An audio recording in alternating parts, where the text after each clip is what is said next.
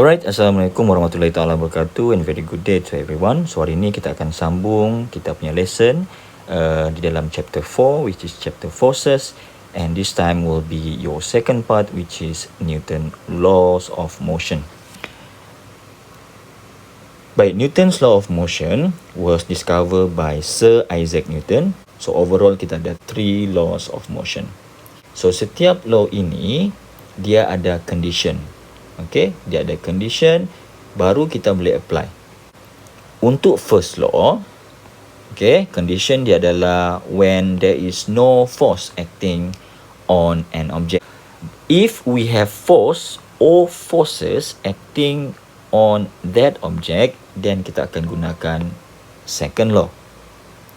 Okay, dan bila masa kita akan gunakan third law, condition dia adalah when we have two objects interact with each other in direct contact. So kalau kita ada dua objek yang direct contact, dia bersentuh, then kita akan gunakan third law.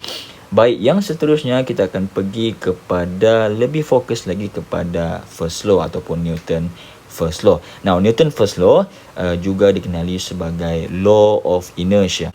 Baik, macam kita sebutkan tadi, Newton first law is applied when we have no force acting on an object. It will maintain its original motion. Now, bila kita sebut original motion ini, dia ada dua. Satu ialah objek tadi boleh dalam keadaan rest ataupun dia adalah bergerak or moving. Which means, kalau objek tadi di dalam keadaan rest, then the object will continue at rest sampai bila-bila. Okay? Now, if the object is moving, so kalau dia punya original motion is moving and there is no force acting on that object, which means that object will continue to move in constant velocity or constant speed. Okay? So, di sini kita akan nampak bahawa dia akan cuba maintain its original motion. Baik, what is inertia? Inertia is the tendency of an object to resist changes to its state or motion. So, inertia ini adalah satu sifat for all objects. Okay, semua objek dia ada satu tendensi ataupun kecenderungan untuk melawan perubahan ke atas keadaan asal ataupun dia punya pergerakan. So dalam Newton first law kita tidak ada sebarang calculation, okay, dia just statement sahaja. Okay, kemudian kita pergi kepada Newton second law. So apa Newton second law sebut? Dia sebut over here we have A merujuk kepada acceleration of an object is directly proportional to what? To sum of F. So sum of F ini ialah vector sum of all forces. Maksudnya tadi boleh jadi kita hanya ada satu force. Okay? Boleh jadi kita ada banyak forces. So kalau ada banyak forces, then kita kena sum dia secara vektor lah. Dan daripada sana bila kita vector sum, kita akan dapat single vector. And that vector ialah kita punya net force ataupun resultant force. And then your acceleration juga ialah inversely proportional to the mass. Bermaksud kalau saya punya mass itu tinggi, maka saya punya acceleration will be lower lah. Okay? Dan kita punya acceleration pula directly proportional to the force, which mean kalau saya punya acceleration itu increase, bermaksud saya punya force increase lah. So, itu yang dimaksudkan dengan directly proportional and inversely proportional. Macam mana kita mau cari sum of force? Tadi kita sebut dia adalah vector sum of all forces. Okey, kita ambil contoh yang paling ringkas di sini. We have a box. Okay, so here is our object. The mass is 2 kg, and then over here we have two forces acting on that box. First, we have 500 Newton of force, which is acting ke arah kanan. So now we have two forces acting, not single force, but two forces acting on that object. And for that, kita kena decide dan kita kena cari kita punya sum of force. So how we gonna find this sum of force, which is that single force acting on our box? So for that, kita kena cari dia punya vector sum. So vector sum is equal to, okay, so sama juga kita akan gunakan yang ke sebelah kanan ini, dia akan menjadi positif. So kita akan letakkan dia sebagai positif 500, and then sum, which mean dia akan jadi plus, and then your 300 Newton to the left, the opposite side. So dia akan menjadi negative 300 Newton because dia ke arah kiri. Therefore kita punya sum of force will be positive 200 Newton. So from here we know that kita boleh separatekan dia positif, bermaksud dia akan pergi ke arah towards right, and this 200 Newton is the magnitude. So dekat kita punya diagram kita boleh lukis 200 Newton which is positif, bermaksud kita akan dapat ke arah kanan, and then the value is sum of force is equal to 200 Newton. So let's say kita ditanya what is the acceleration of the object when we have 500 Newton and also we have 300 Newton acting on that object. So apa kita boleh buat ialah kita ambil kita punya sum of force tadi which is 200 Newton, and then kita akan bahagikan dengan dia punya mass. Acceleration, okay, is equal to our sum of force divided by the mass. So the acceleration will be equal to, this one is 200. Okay, so saya boleh letakkan sini positive 200. So saya includekan sekali dengan the direction, divided by its mass which is 2 kg. So that daripada sana bila kita kira, kita akan dapat acceleration itu adalah positif 100 meter per second square. So apa yang dimaksudkan dengan positif? Bermaksud acceleration kita arah dia adalah also to the right, which is the same direction as your sum of force. The value is 100 meter per second square. Okay. Baik, kita akan cuba tengok kepada example 4.22. Okay, 4.22 di sini kita ada satu box which is the mass is 65 kg. Disebut you want to push a 65 kg box up a 25 degree ramp. So 25 degree itu kita ukur daripada horizontal line kepada kita punya ramp. So dia adalah 25 degree. The coefficient of friction and the box, which means di sini kita punya box ini dan juga kita punya floor dia ada friction ya. So which means kita punya floor di sini ialah rough. Okay, that's why kita boleh tahu dia ada, soalan bagi tahu dia ada coefficient of friction. Okay, so nilai coefficient dia adalah 0.3. Baik, determine the magnitude of forces parallel to the ramp. Okay, should you push on the box so that it will move up the ramp at acceleration of 2 meter per second square. So soalan ini tanya cari nilai F push. Berapa nilai F push supaya kita punya box ini dia akan bergerak ke atas dengan magnitude of acceleration 2 meter per second square.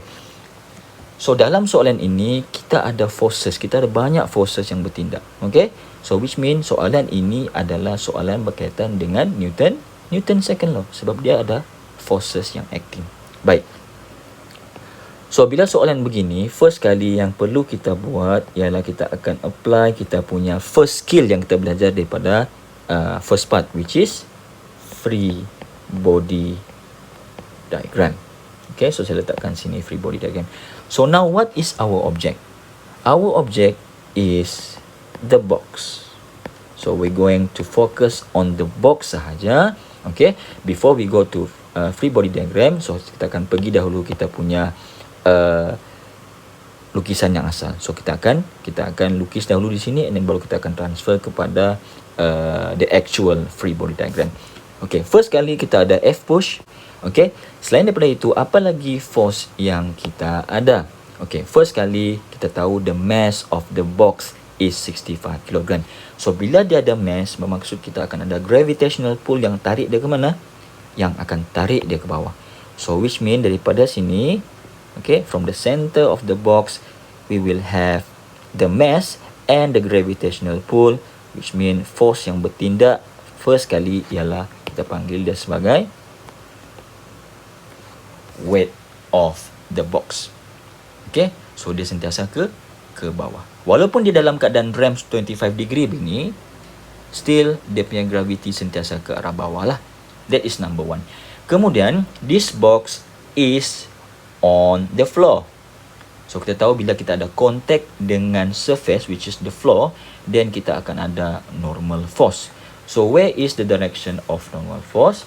So if this is our surface, bermaksud kita punya normal sentiasa perpendicular to that surface.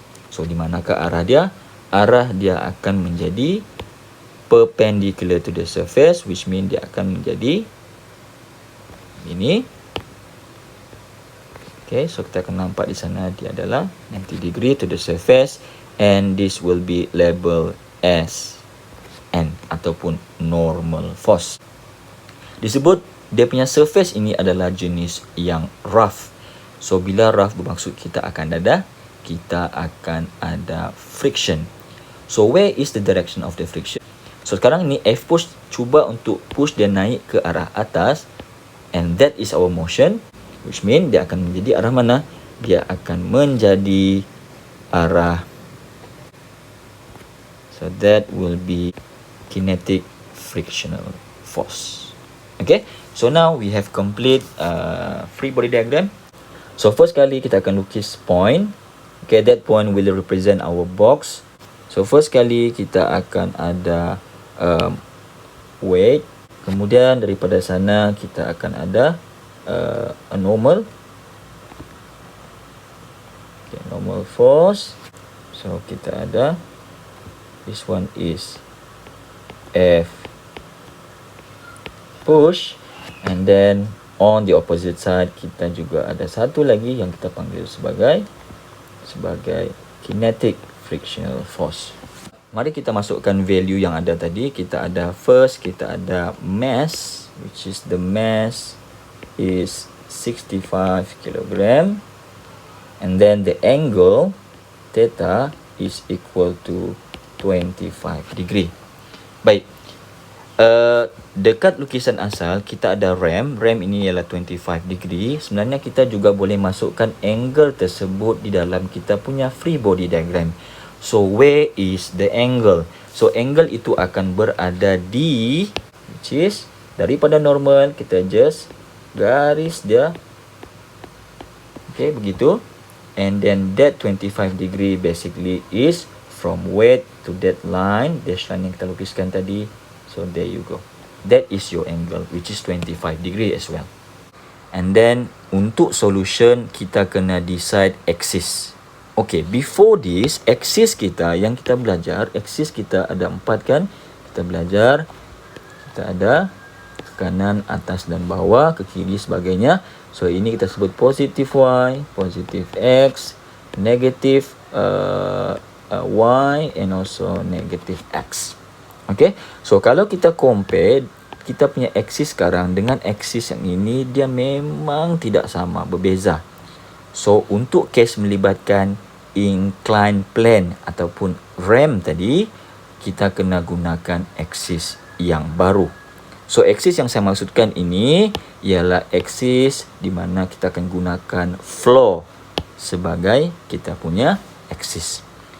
Kalau kita patah balik, di manakah kita punya floor? So dia akan jadi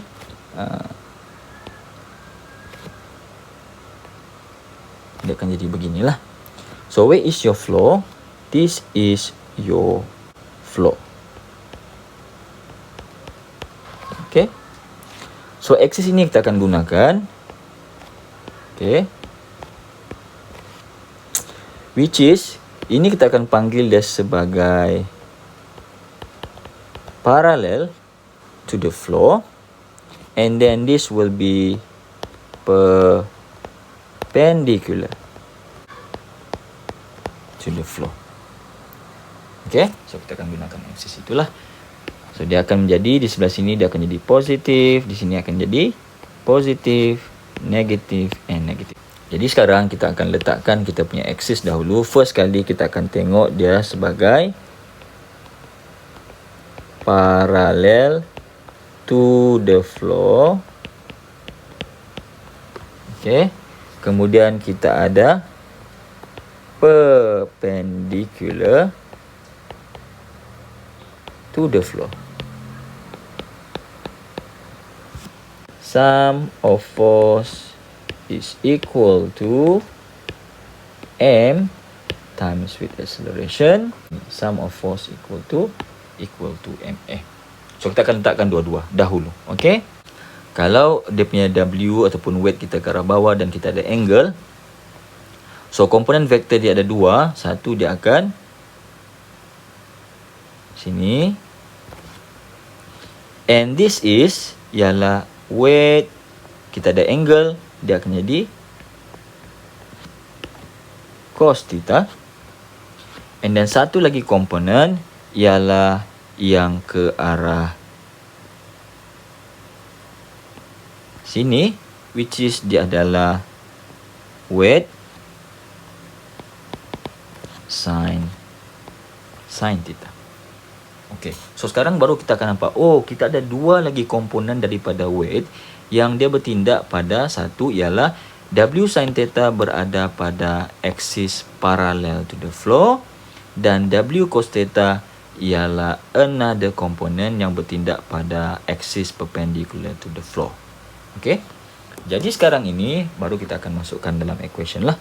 So kita akan first kali kita akan tengok kepada parallel to the floor. Parallel to the floor kita ada tiga sekarang. Kita ada friction, kita ada F push, dan kita ada W sin theta. So ada tiga.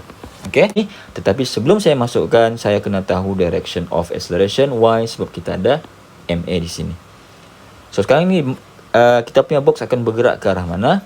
Box kita akan bergerak disebut moves up. Disebut moves up. Maksudnya kita punya acceleration akan bergerak ke arah parallel to the floor, dan dia akan ke arah atas lah. Okay, so ini saya padamkan dahulu supaya tidak nampak serabut. Okay, baik. So itu kita punya arah acceleration lah. Okay, jadi sekarang macam mana kita masukkan dalam sum of force? Okay, kita punya acceleration sekarang ke arah atas. Okay, and which force yang arah dia sama dengan arah acceleration? F push kan? So F push kita akan menjadi positif. So dia akan jadi F push, which is dia akan jadi positif sebab dia sama arah dengan acceleration. Kemudian kita akan tambah. Kemudian kita punya friction, okay, friction dan juga W sin theta dia adalah ke arah mana? Oppose ataupun opposite dengan acceleration. Okay, dia berlawan arah, so dia akan jadi negatif. Okay, so dia akan jadi negatif, bermaksud di sana dia akan jadi negative frictional force plus negative, okay, W with sin theta is equal to the mass time with acceleration. Kemudian kita akan pergi kepada perpendicular to the floor. Perpendicular to the floor kita ada dua force tadi. Kita ada normal dan juga kita ada W cos theta. Okay. Supposed to be dia adalah sum of force equal to MA. Tapi since kita punya acceleration, tadi dia sebut moves up. So bermaksud acceleration itu hanya pada kita punya axis paralel saja. Dekat perpendicular, dia akan menjadi kosong. So tidak ada acceleration di situ. Okay, so apa yang akan berlaku ialah normal dia adalah perpendicular, so dia ke arah atas, so dia akan jadi dia akan menjadi positif. So positif N, lepas tu dia akan jadi tambah. So W cos theta dia adalah opposite direction. So dia akan jadi negatif W cos theta. And then equal to 0. So saya rasa sini saya lebih suka untuk saya selesaikan dahulu di bahagian perpendicular. So bila kita kira nilai N ini sama dengan 0.91 Newton. Okay. Kemudian bila kita pergi kepada yang soalan di atas, maka kita akan dapat dia menjadi F push. Plus minus dia akan tolak. Fk ini equation dia adalah sama dengan mu k darab dengan n, and then ini pula minus, so dia akan jadi tolak. W ialah 65 darab 9.81 darab dengan sin 25. Okay, and then that is equal to mass. Mass kita tadi berapa kilogram? 65. So dia akan jadi 65, and then dia punya nilai acceleration. Acceleration kita berapa tadi? Acceleration kita adalah 2 meter per second. So kita akan masukkan di sini. Okay, acceleration sama dengan 2 meter per second square. So dia akan jadi 2 di sini. Baik, kita mau cari F push. So F push is equal to 572.85 Newton. Okay. Baik, yang seterusnya adalah example 4.23. So untuk yang ini kita melibatkan two blocks are connected with ataupun by an ideal cord that does not stretch. Okay, so kita punya cord, which is kita punya tali ni, dia tidak akan stretch lah. Okay, the cord passes over an ideal pulley. So ideal pulley merujuk bahawa kita punya pulley ini tidak ada sebarang resistance. Okay, so dia smooth lah. If the masses are M1 is 26 kg, so this blue block yang saya tandakan, mass dia adalah 26 kg, and then M2 yang warna merah ini adalah 42 kg. What are the acceleration of each and the tension in cord? Now, untuk two objects yang connected by a cord, a string or whatsoever, okay, kedua-dua objek ataupun kedua-dua blok ini akan experience the same acceleration. So I can say that acceleration for box number 1 basically adalah the same acceleration as box number 2. So the acceleration sama. Why? Because dia ada cord yang connecting these two object. Okay. Kemudian first kali bila kita melibatkan soalan begini, of course kita akan start dengan dengan free body diagram dahulu. So first kita kena work out free body diagram. Since kita ada dua objek, which mean kita punya free body diagram akan ada dua lah. So we have two free body diagram. The first one ialah untuk mass ataupun block number 1, and then second one kita akan tengok untuk block mass number 2. Okay, so kalau kita fokus kepada objek number 1 ataupun mass number 1, first kali kita akan ada apa? Kita akan ada weight, sebab dia ada mass kan. So weight ini gravity sentiasa tarik ke arah bawah. So this is weight, and since dia adalah mass number 1, so kita akan letakkan sebagai W1. Okay, what else do we have? Kita juga ada cord. So bila ada cord, which means kita mesti ada tension. So where is the direction of your tension? Arah tension itu sentiasa away from the object. So which mean dia akan acting along kita punya cord, dan dia punya direction adalah away. So bila away, dia akan ke arah atas. So that is tension lah. So mungkin kita akan label dia sebagai T1 lah. Okay. Kemudian yang kedua, kita akan tengok kepada kita punya mass number 2. Mass number 2, dia ada mass, so gravity akan tarik dia ke bawah, bermaksud arah kita punya weight untuk mass number 2 juga ke arah bawah, and this will be W2. Okay. Kemudian dia ada string, bermaksud kita ada tension acting along that string, dan dia pointed ke arah away. So maksudnya dia kena away lah. So arah T kita ke arah atas juga. So this will be T2. Baik. Sebelum kita pergi kepada proper free body diagram, ask yourself, adakah tali ini adalah tali yang sama? So if you can see from the diagram, this chord is the same chord connecting both of the masses M1 and M2. So which mean dia ada nilai T yang sama. Sebab dia tension yang dia tali yang sama. So T dia mesti sama. Bila T yang sama, kita tidak perlu label dia sebagai T1 dan juga T2. So ini kita boleh padam merujuk kepada T, itu adalah T yang sama. So kita akan lukis dot sahaja mewakili M1. Force yang pertama kita ada weight ke arah bawah, which is W1. Ke atas kita ada T lah.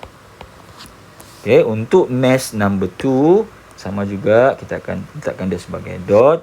First kali kita ada W2 ke bawah, weight acting on block number 2, and then kita ada T ke arah atas. Okay. Baik.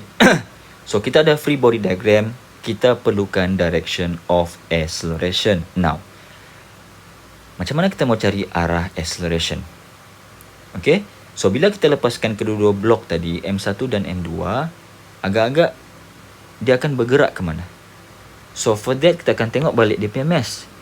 Mass number 1 is 26 kg, mass number 2 is 42. So which mean mass untuk blok number 2 lebih tinggi. Bermaksud bila kita lepaskan kedua-duanya, mass number 2 akan tarik mass number 1. So bila mass number 2 tarik mass number 1, bermaksud mass number 2 akan jatuh ke bawah, dan kita punya mass number 1 akan naik ke atas. So apa yang saya cuba buat sekarang, this is the direction of the acceleration. Okay, dan di sana juga saya tidak labelkan dia sebagai A1 dan A2. Why? Because they both connected by the same chord ataupun the same string. Therefore both mass 1 and mass 2 akan ada nilai acceleration yang sama, which is just A lah, tidak perlu A1 or A2. Okay, so tambahkan lagi di sini dekat free body diagram kita, satu, kita punya acceleration untuk block number 1, dia akan ke arah atas, dan untuk kita punya mass number 2, acceleration dia ke arah bawah. Okay, di sini kita akan gunakan Newton second law. The reason for that because kita ada forces lah. Okay, so kita akan letakkan dia untuk yang ni, dia adalah sum of force. Okay, is equal to mass number 1 darab dengan acceleration, and then yang ini akan menjadi sum of force is equal to mass number 2 times with acceleration. Okay, cuba kita masukkan value. Baik, sekarang ada berapa force yang acting untuk block number 1? Kita ada dua force, satu T dan satu lagi adalah weight by mass number 1. Okay, so siapa akan tolak siapa? Tengok direction of acceleration, dia ke atas. Bermaksud T akan minus W1. Okay, so dia akan jadi T, which is positive sebab the same direction as acceleration. So T, W1 dia arah yang opposite dengan arah acceleration. So dia akan jadi minus. Okay, W1 which is dia akan menjadi W1 is equal to M1A.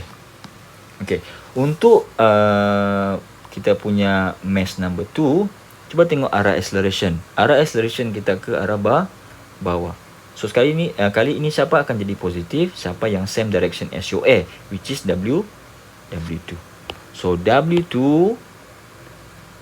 okay. Kemudian T kita opposite direction dengan acceleration. So dia akan jadi minus lah. So dia akan jadi minus. T is equal to M2 darab dengan acceleration. So sekarang ni kita ada dua equation. Satu datang daripada mass number 1 and then yang kedua kita ada mass number 2. So apa yang kita perlu buat sekarang ialah kita perlu buat simultaneous equation. So for that, ini saya akan panggil equation number 1 and this will be equation number 2. So apa yang perlu saya buat, saya kena selesaikan secara simultaneous lah.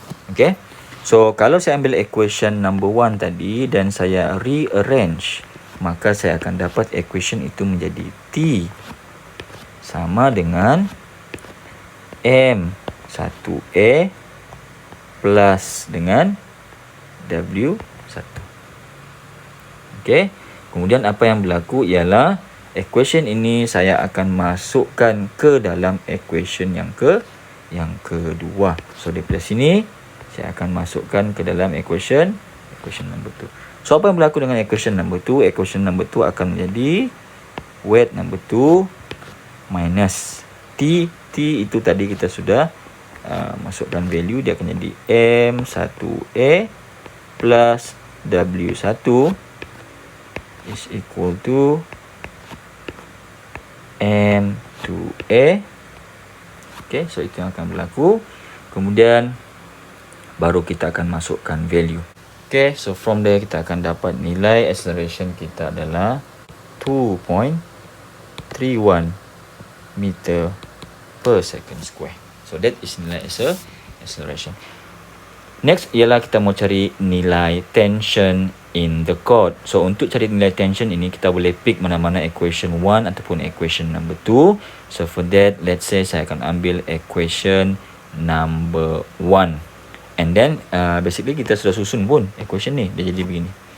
So kita boleh guna balik. So T is equal to M1A plus W1. So dia akan menjadi 315.12